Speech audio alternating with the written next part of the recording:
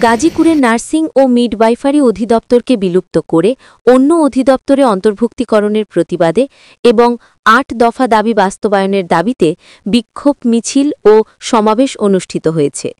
সকালে শহীদ Tajuddin Ahmed medical college হাসপাতালের nurses ও midwifery সংগ্রাম পরিষদের আহ্বায়ক আবুল ফজলের নেতৃত্বে কর্মরত নার্স, মিডওয়াইফ ও স্বাস্থ্যকর্মীরা এ প্রতিবাদ কর্মসূচিতে অংশ নেন।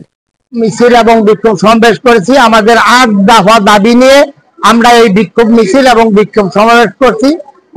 আমাদের ১ নম্বর দাবি হচ্ছে আমাদের অধিদপ্তরকে আমাদের স্বতন্ত্র অধিদপ্তর হিসেবে রূপ দিতে হবে। এই অধিদপ্তরকে বিলুপ্ত করা যাবে না।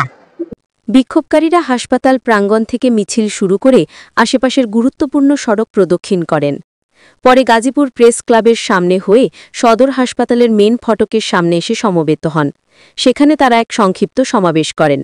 সমাবেশে বক্তারা বলেন, নার্সিং ও মিডওয়াইফারি অধিদপ্তর বিলুপ্তির সিদ্ধান্ত অযৌক্তিক ও অগ্রহণযোগ্য। এই সিদ্ধান্ত স্বাস্থ্যসেবাকে ব্যাহত করার পাশাপাশি নার্সদের পেশাগত মর্যাদা ক্ষুণ্ণ করবে। তারা দাবি করেন, ৮ দফার মধ্যে পদোন্নতি কাঠামো সংস্কার, জনবল সংকট নিরসন, ঝুঁকি ভাতা বৃদ্ধি এবং স্বতন্ত্র অধিদপ্তর বহাল রাখা এসব দাবি দ্রুত বাস্তবায়ন করতে হবে। বক্তারা আরও বলেন, দাবি পূরণ না হওয়া পর্যন্ত ধারাবাহিকভাবে কর্মসূচি চালিয়ে যাওয়া হবে। প্রতিবাদ মিছিল ও সমাবেশে শতাধিক নার্স, মিডওয়াইফ ও স্বাস্থ্যকর্মীরা উপস্থিতি ছিলেন। মুহাম্মদ আব্দুর রহিম, ডাকবাংলা টিভি, গাজীপুর।